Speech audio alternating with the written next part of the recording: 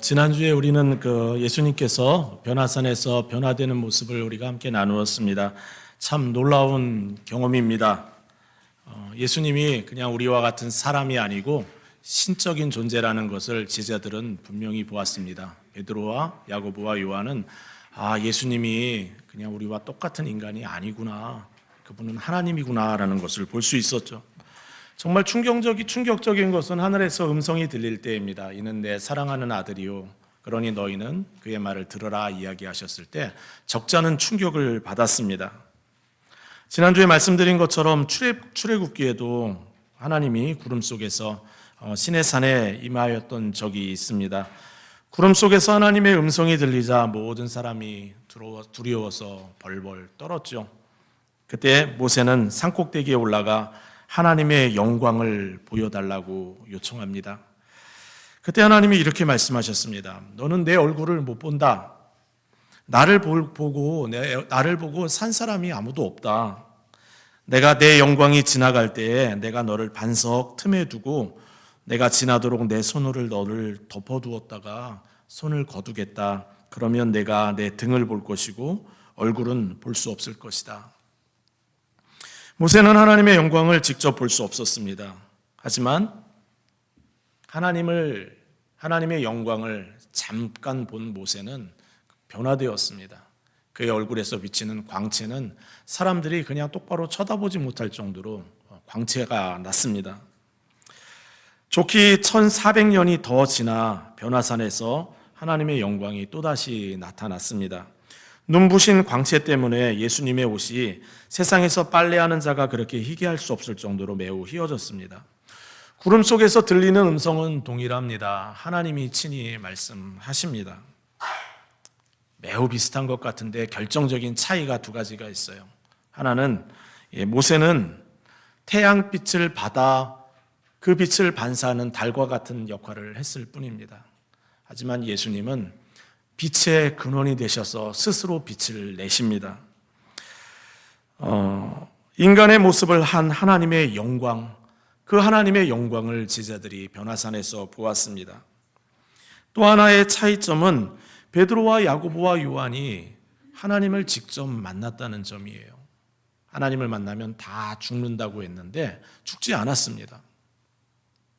하나님의 영광의 실제를 감당할 인간은 없다고 했는데 하나님의 거룩함과 영광을 그냥 고스란히 경험하면서도 죽지 않은 사람들이 바로 베드로와 야고보와 요한입니다. 베드로가 두려워서 벌벌 떨며 횡설수설한 이유가 여기에 있어요. 초막셋을 짓자. 여러분, 이 초막이 구약 성경의 회막입니다. 터버네클이에요. 모세가 왜 성막을 만들자고 했을까요? 하나님을 직접 보는 게 너무 감당하기가 어려운 거예요. 그러니까 성막을 만들고 그곳에 제사장을 두고 하나님과 인간 사이에 중재할 수 있는 누군가를 두고 그렇게 하면 좋겠다라고 이야기를 한 겁니다.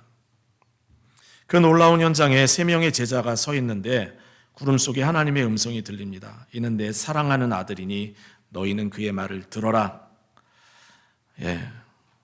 하나님의 온 영광을 그냥 고스란히 다 경험하고 있는데 이 세 사람은 죽지 않습니다. 이유가 있어요. 중보자 되신 예수 그리스도께서 그 자리에 계시기 때문에 그렇습니다. 완벽한 화목 제물로 자신의 인생을 제물로 삼아 주고 십자가에서 죽으실 예수님이 그 자리에 계시고 하나님과 인간 사이에 영원한 제사장이 되시는 예수님이 그 자리에 함께 계시기 때문에 그들은 죽지 않았습니다. 제자들이 변화산에서 경험한 것은 참된 예배를 경험한 겁니다. 그들이 경험한 건 참된 진정한 예배 체험이에요. 예수님께서 친히 중보자가 되셔서 하나님 앞에 담대하게 서 있는 모습. 그래서 베드로는 그의 평생에 잊혀지지 않는 최고의 기적이라면 이 사건을 뽑는 거죠. 산에서 내려와 보니 베드로와 야고보와 요한을 제외한 9명의 제자가 서기관들에 둘러싸여 공격을 당하고 있습니다. 제자들과 서기관들이 분쟁하고 있는 그 전체를 또 군중들이 둘러싸고 있습니다. 예수님은 내려오자마자 그 놀라운 은혜 현장에서 내려오자마자 큰 어려움을 또 겪으십니다. 하나님을 뜨겁게 만난 제자들은 마귀의 공격과 방해를 받게 됩니다. 은혜 체험 후에 어려운 일을 당하는 일은 성도의 삶에 자주 일어나는 일입니다. 변화산에서 예수님을 만났던 모세와 엘리야의 인생도 그랬어요. 모세가 시내산에서 하나님의 십계명을 받아서 내려왔을 때 이스라엘 백성들은 밑에서 황금 송아지를 만들고 우상 숭배를 하고 있었습니다. 모세는 내려오자마자 우상 숭배의 문제를 해결해야 했어요.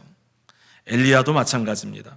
호렙산에서 하나님의 임재를 경험한 엘리야는 내려오자마자 아합과 이세벨의 그 우상 숭배의 문제를 가지고 또 예언 사역과 많은 사역을 감당해야 했습니다. 예수님도 마찬가지입니다. 세례 요한에게 세례 받으셨을 때, 처음 세례를 받으셨을 때 하늘에서 하나님의 음성이 들렸어요. 너는 내 사랑하는 아들이요 내가 너를 기뻐한다, 이렇게 말씀하셨어요. 하나님이 직접 예수님에게 말씀하셨어요. 내가 너를 사랑한다. 내가 너를 기뻐한다. 왜 그런 말씀을 주셨죠? 하나님이 그 놀라운 은혜를 예수님에게 주시고 난 후에 예수님은 바로 내려가자마자 성령에게 이끌려 마귀에게 시험을 받으셨습니다. 하나님을 경험한 사람들이 그 이후에 직후에 어려운 상황, 영적인 싸움을 해야 하는 환경을 만나는 것은 아주 일반적인 일입니다. 하나님을 경험하는 놀라운 은혜 체험은 우리에게 큰 기쁨이 됩니다. 세상에서 우리처럼 죄 많은 영혼을 하나님이 만나주시는데 그것보다 더 큰 기쁨이 어디에 있겠습니까? 문제는 하나님 그렇게 뜨겁게 체험하고 난 후에 영적인 공격을 받는 일이 우리가 많다는 점입니다.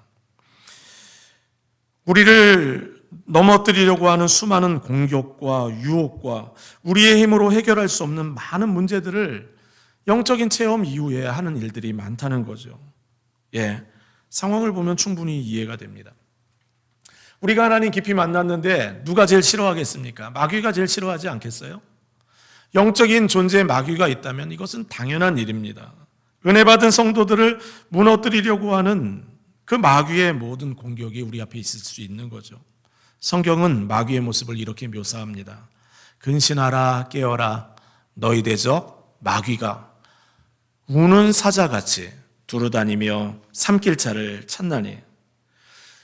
은혜 받은 성도를 삼키려고 우는 사자처럼 무섭게 공격하며 좌절시키게 만들고 무력하게 만들고 모든 기회를 다 그렇게 사용해서 공격한다는 겁니다. 마귀는 우는 사자의 모습으로만 찾아오는 게 아닙니다. 아주 선량하고 착한 모습으로 찾아옵니다. 자신을 위장하는 일에 있어서 마귀만큼 잘하는 존재가 없습니다. 이런 말씀이 있어요. 이것은 이상한 일이 아니니라. 사탄도 자기를 광명의 천사로 가장하나니 그러므로 사탄의 일꾼들도 자기를 의의 일꾼으로 가장하는 것이 또한 큰 일이 아니니라.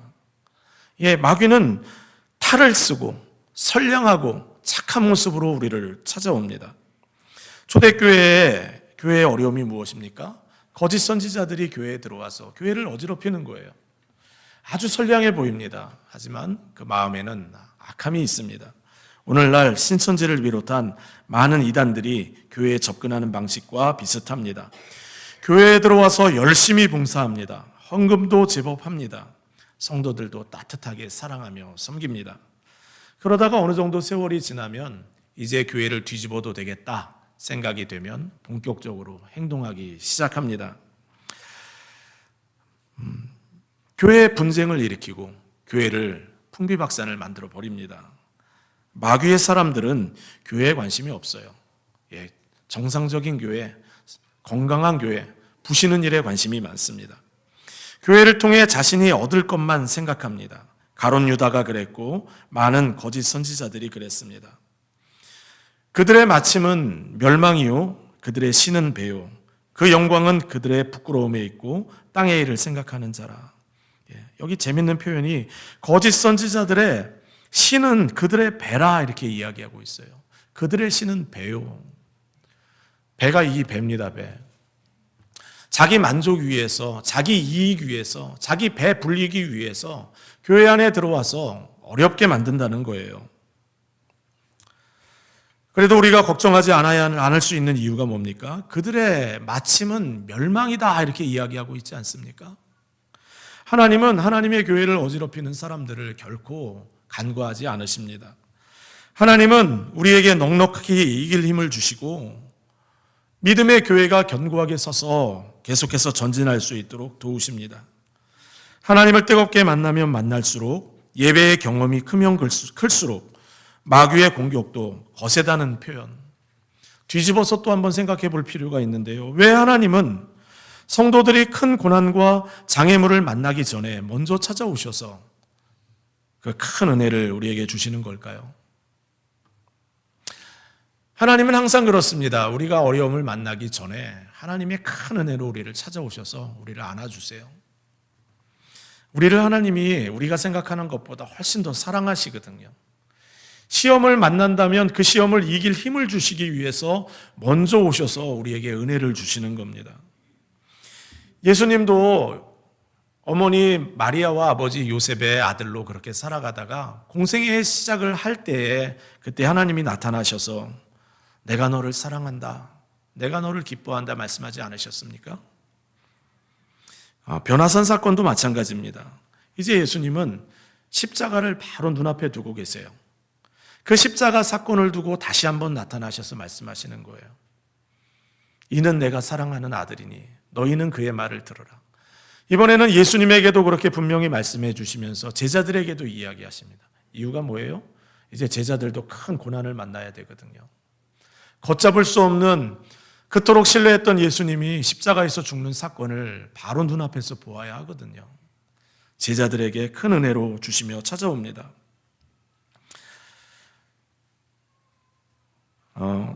남가주 사랑의 교회 담임 목사님이신 노창수 목사님은 저랑 개인적으로 교제를 지내며 살아오고 있는데 늘 저를 믿어주고 격려해주는 분이십니다.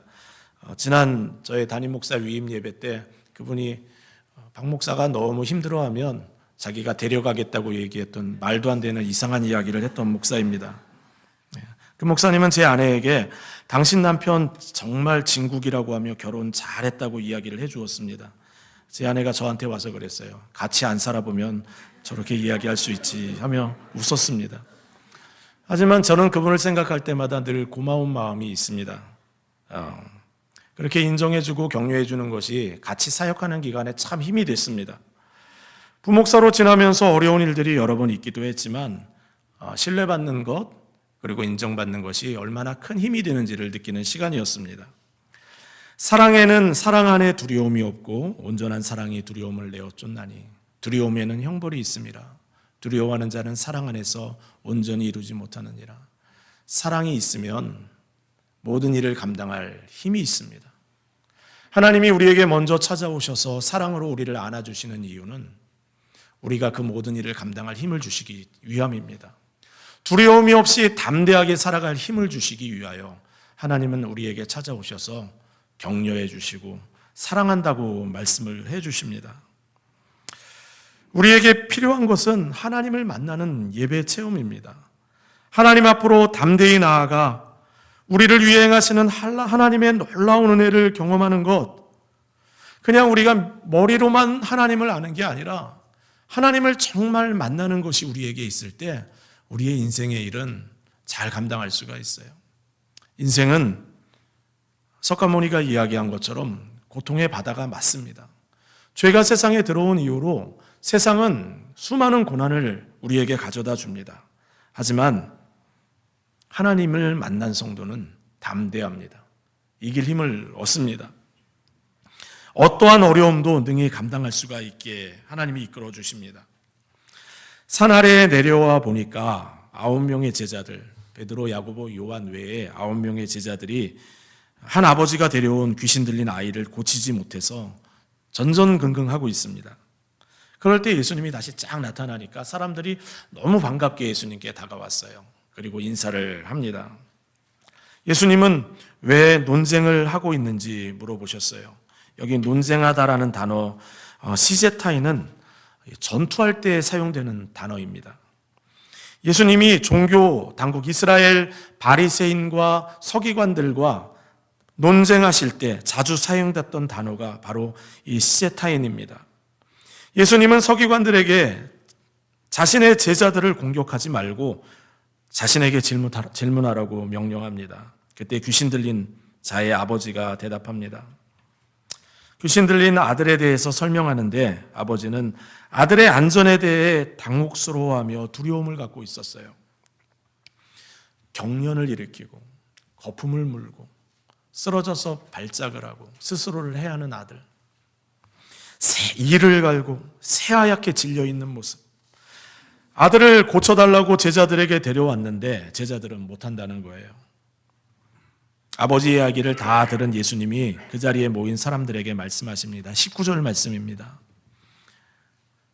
믿음이 없는 세대여, 내가 얼마나 너희와 함께 있으며 얼마나 너희에게 참으리요.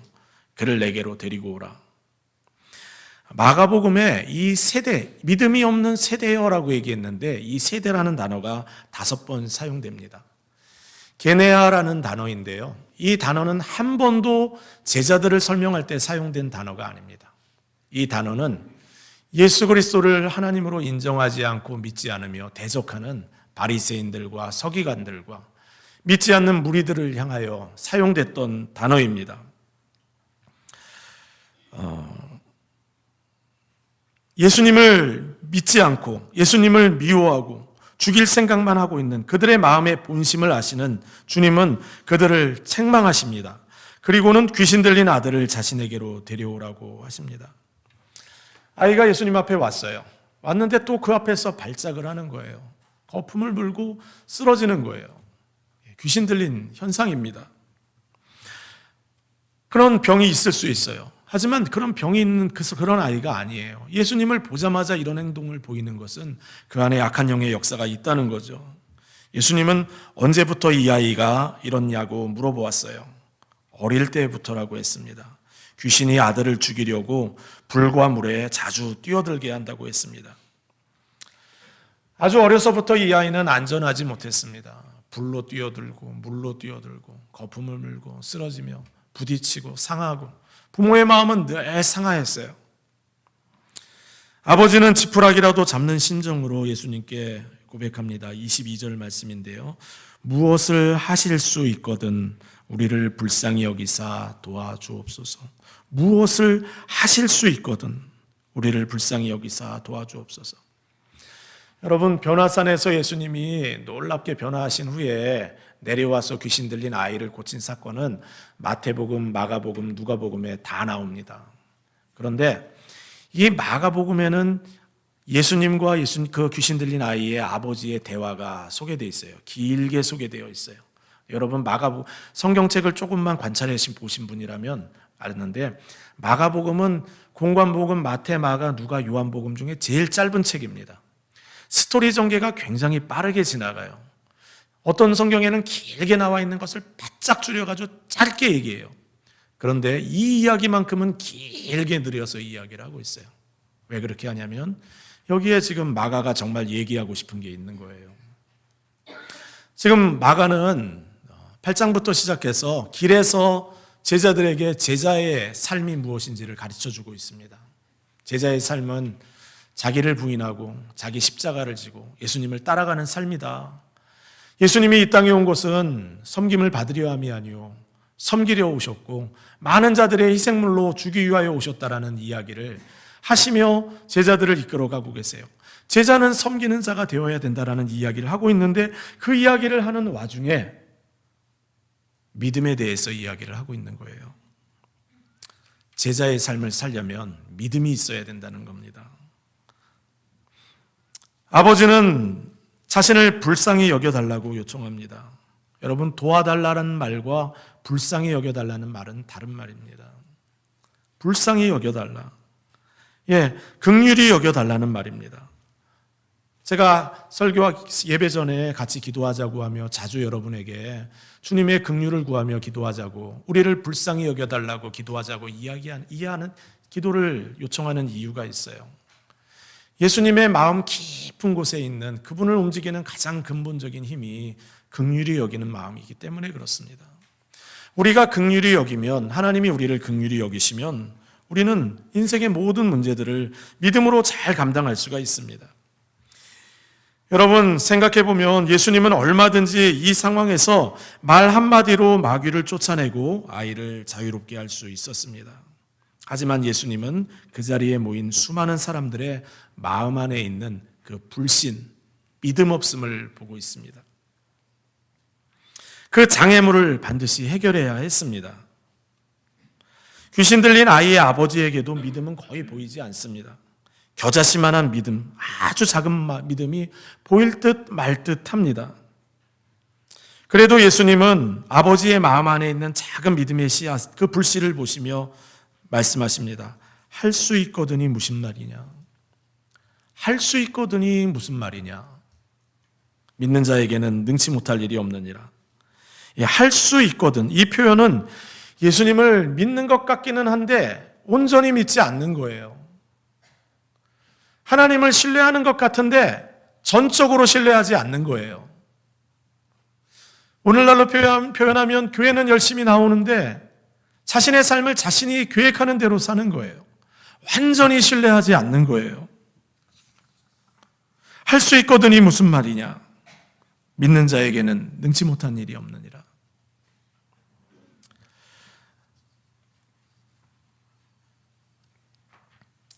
귀신 들린 아이의 아버지에게는 예수님에 대한 온전한 신뢰가 없습니다. 예수님은 그 모습을 다 보시고 그 아버지의 믿음의 문제가 뭔지를 정확하게 깨닫게 하세요. 본인이 깨닫습니다. 아버지가 그리고 뭐라고 얘기합니까? 내가 믿나이다. 나의 믿음 없는 것을 도와주소서. 여러분, 이렇게 저처럼 조용하게 얘기한 게 아니에요. 거기 소리질러 부르짖었다고 나와요. 여러분 상상을 해보세요. 자기가 믿음이 없는 거예요. 신적인 예수님 앞에서 자신의 믿음 없음이 다 드러난 거예요. 그러니까 주님 나에게 믿음이 없음을 고백하는 거예요. 내가 믿나이다. 믿음 없음을 도와주소서. 예수님은 그 순간 아버지의 마음에서 믿음이 막 파도치고 있는 모습을 봅니다. 여러분 믿음이 뭡니까? 귀신 들린 아들의 아버지의 모습에서 주님이 지금 보고 계시는 그 믿음이 무엇입니까? 참된 믿음은 언제나 자기 자신이 얼마나 작고 부족한지를 자각하는 겁니다. 여러분 오해하지 않으면 좋겠어요. 믿음은 내가 다 할 수 있어. 주님이 나를 도와주니까 난 다 할 수 있어. 이게 믿음이 아니에요. 내가 얼마나 작고 부족한지를 아는 겁니다. 그걸 알기 때문에 전적으로 하나님 앞에 매달리는 거예요. 우리가 믿음의 사람이 되는 것은 우리 안에 충분한 믿음의 양이 있기 때문이 아닙니다. 자신 안에는 믿음이 없기에 전적으로 하나님만 의지합니다. 주님만 의지합니다. 그렇게 견고하게 붙들고 있는 그것을 주님은 믿음으로 여기시고 우리의 부족함을 주님의 충분함에 의탁하는 것을 주님은 믿음으로 보십니다. 이렇게 자신의 믿음 없음을 고백하며 예수님께 간절히 부르짖으며 기도하는 모습. 참된 믿음은 자기 자신에게 확신을 주지 않습니다. 예수님도 우리가 예수님에 대하여 온전히 신뢰하지 못한다고 해서 우리를 형편없다고 판단하지 않으십니다. 더 궁극적으로 참된 믿음은 정말 어려운 상황 속에서 해결하지 못하는 모든 상황 속에서 전적으로 하나님을 신뢰하는 모습으로 엎드린다는 거예요. 이게 믿음이라는 거예요. 우리 인생의 최종 판단을 내리실 분은 주님밖에 없기 때문에 회복과 소생의 가능성이 전혀 보이지 않는 암담한 상황 속에서도 하나님을 신뢰하며 하나님 앞에 엎드립니다. 아버지의 모습에서 믿음을 발견하신 예수님은 귀신을 책망하며 명령하십니다. 내가 내게 명하노니 그 아이에게서 나오고 다시 들어가지 말아라.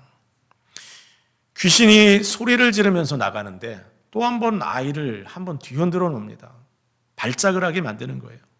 발작을 하고 거품을 물고 쓰러지는 거예요. 쓰러져서 또 계속 발작을 해야 되는데 이번엔 달라요. 아이가 움직이질 않습니다.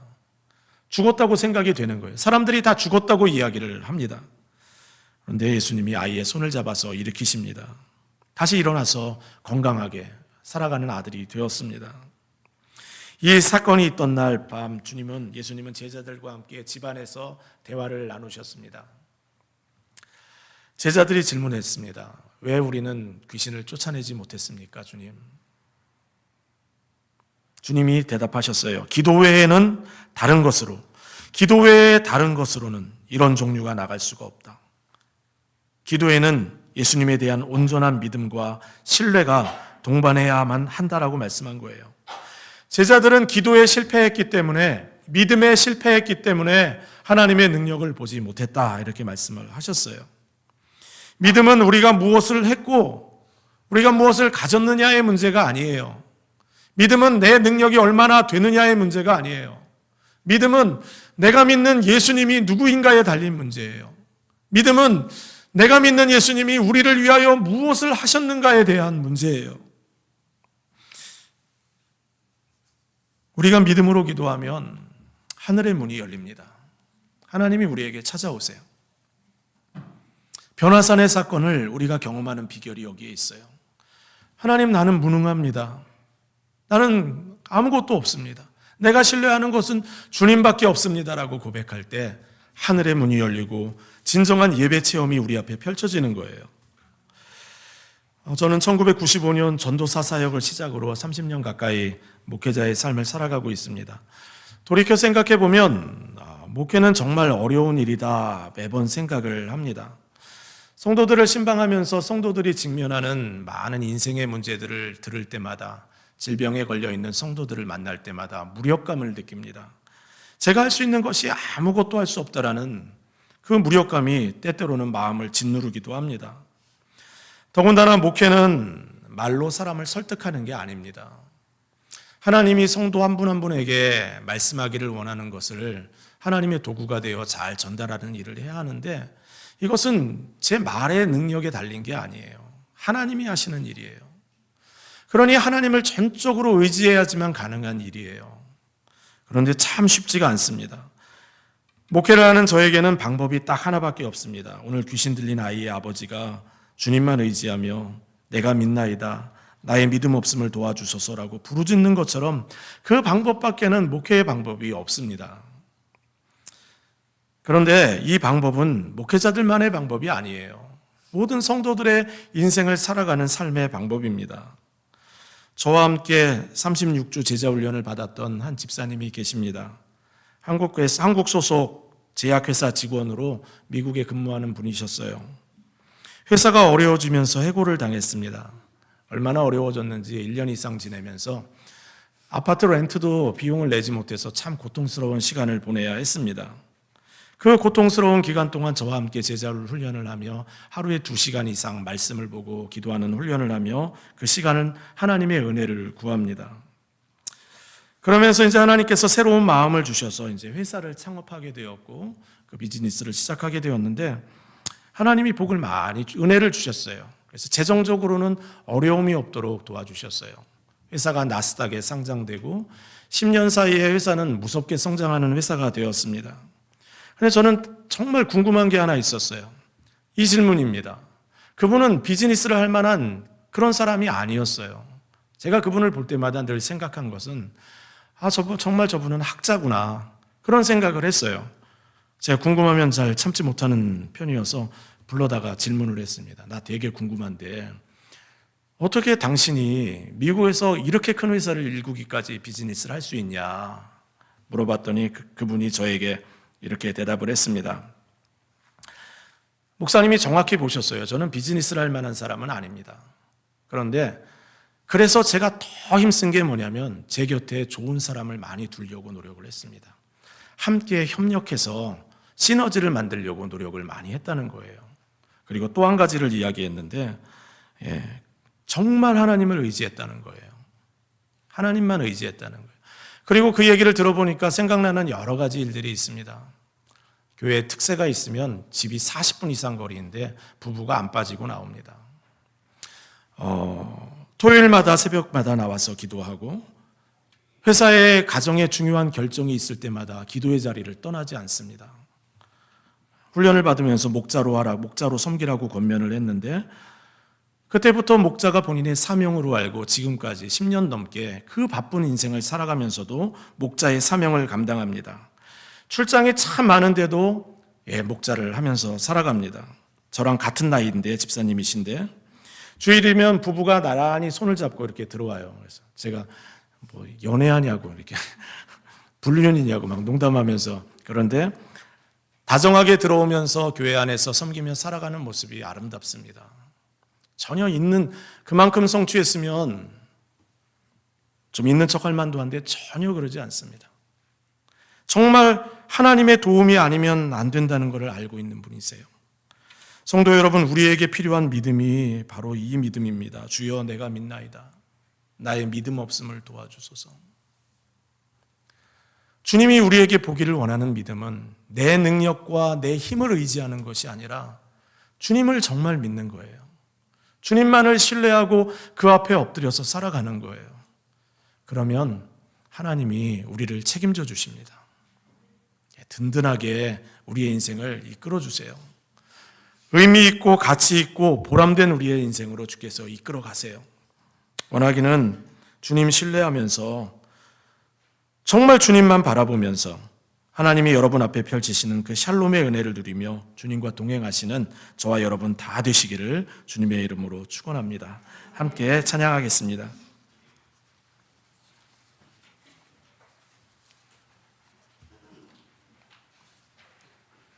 나 주의 도움 받고자 주 예수님께 빕니다. 우리의 믿음 없음을 고백하며 주님께만 소망 두기 원합니다 하는 마음으로 함께 찬양하겠습니다.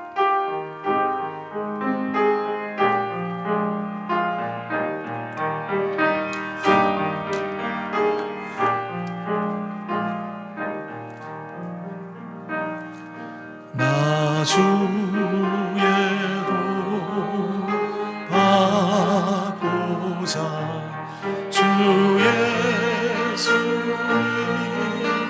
빕니다.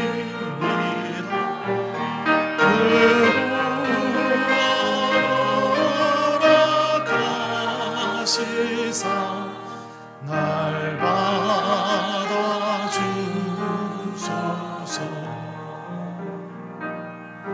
내 모습 이대로 주 받아주소서.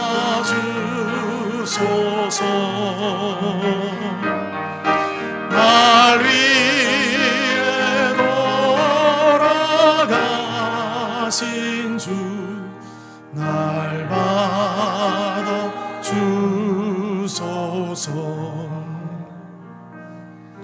큰 죄에 빠져요 날 위해 피 흘렸으니 주 형상 배로 빚으사 날 받아주소서.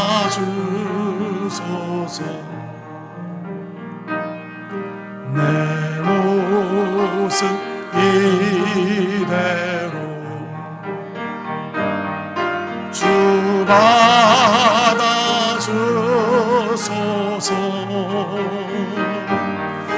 날 위해 돌아가신 주 날 받아주소서.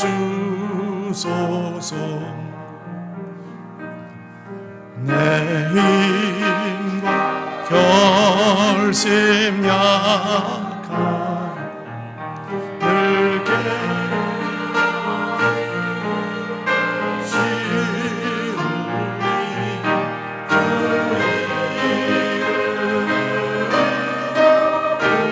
구원해 날 받아주소서.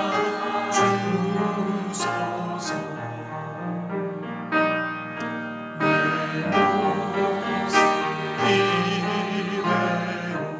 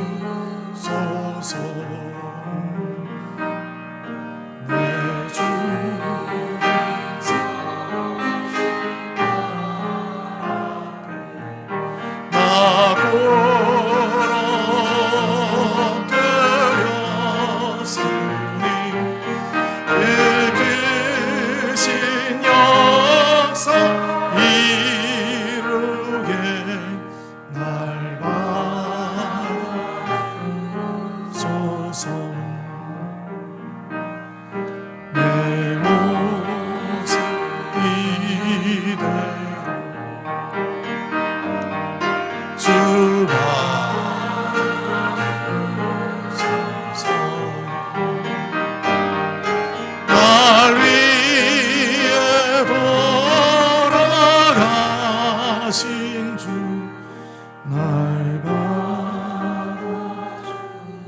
받아주소서. 우리 함께 기도하겠습니다. 주님 서신 발 앞에 꿇어 엎드려 주님께 기도합니다. 내가 믿나이다. 나의 믿음 없음을 도와주소서. 주님, 여러 가지 인생의 문제를 우리 앞에 두고 살아갑니다. 내 힘과 내 능력을 의지하며 나아가려고 하는데 주님, 답이 보이지 않습니다. 주님 서신 발 앞에 꿇어 엎드립니다. 주님, 크신 역사 이루어 주옵소서. 내가 믿나이다. 나의 믿음 없음을 도와주소서. 우리의 믿음의 고백을 주님 앞에 고백하며 주님의 은혜만을 구하며 주님 앞에 간절히 기도하며 함께 나아가도록 하겠습니다. 함께 기도합니다. 사랑과 은혜 많으신 아버지 하나님의 크신 은혜와 능력을 구하며 나아갑니다. 아버지 하나님, 이 시간 하나님의 은혜를 우리 아버지 하나님 성도들의 마음속에 하나님 아버지 하나님 찾아오셔서 말씀하여 주시기를 원합니다. 직면한 많은 인생의 문제, 질병의 문제, 상함의 문제, 공고함의 문제, 아버지 하나님 많은 문제를 짊어지고 우리 인생길을 걸어갑니다. 아버지 하나님, 주님의 은혜를 구합니다. 아버지 하나님, 내가 믿나이다. 믿음 없음을 도와주소서. 내가 믿나이다. 믿음 없음을 도와주소서. 주님만 의지하고 믿음의 길 걸어가게 하여 주옵소서. 주님만 바라보게 하여 주옵소서. 예수님이 누구인지를 알게 하여 주시고 그 예수님만 의지하며 믿음의 길 걸어가게 하여 주옵소서. 아버지 하나님, 주님의 도우심으로 주님의 능력으로 아버지 하나님 걸어가기를 소원하고 주여 우리 가운데 일하여 주시옵소서. 하나님 아버지 하나님, 내가 믿나이다. 주여 믿음 없음을 도와주소서. 아버지 하나님, 우리의 고백되게 하여 주시고 온전히 주님만 의지하며 믿음으로 나아가게 하여 주시옵소서. 주님 역사하여 주옵소서. 예수님의 이름으로 기도드립니다. 아멘.